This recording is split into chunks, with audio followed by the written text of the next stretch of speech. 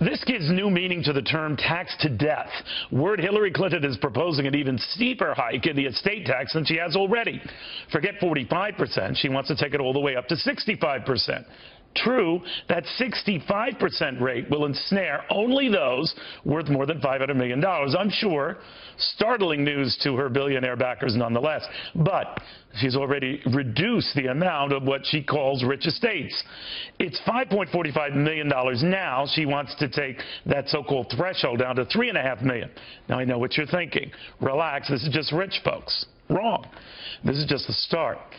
If history is any guide, what constitutes wealthy keeps going down, and the tax on that wealth, well, that keeps going up. Right now, the estate tax is 40% on estates worth more than $5.45 million. Then, inspired by Bernie Sanders, Ms. Clinton proposed hiking it to 45%, again on estates worth $3.5 million, then 50% on estates worth more than $10 million, and 55% to those worth more than $50 million. So you see where this is going. Now, again, I know what you're thinking. Even that lowest threshold of $3.5 million seems like a lot of money.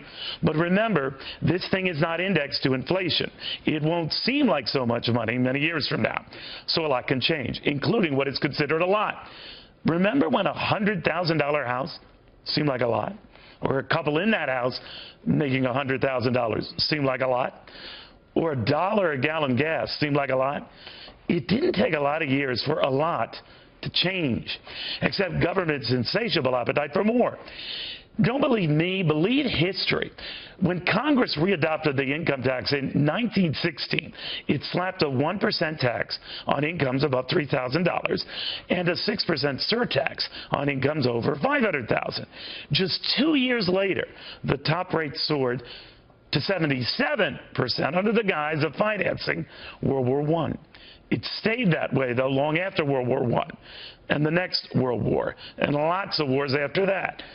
Yet with each bump up, each surtax added on, we were told it would be temporary. It wasn't. Just like it wasn't in Europe, where they cooked up something called a value-added tax, originally meant to replace the income tax. What started out as a roughly 5% surcharge on some purchases a few decades ago is now 20% or more on pretty much all purchases today.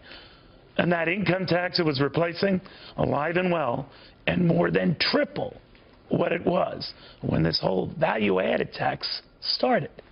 Some value, but man, oh man, some tax. Hillary Clinton's tax plan alone is now $550 billion over the next 10 years. Write it down. But I suggest you do it in pencil because it keeps changing. Here's one thing that does not: government spending.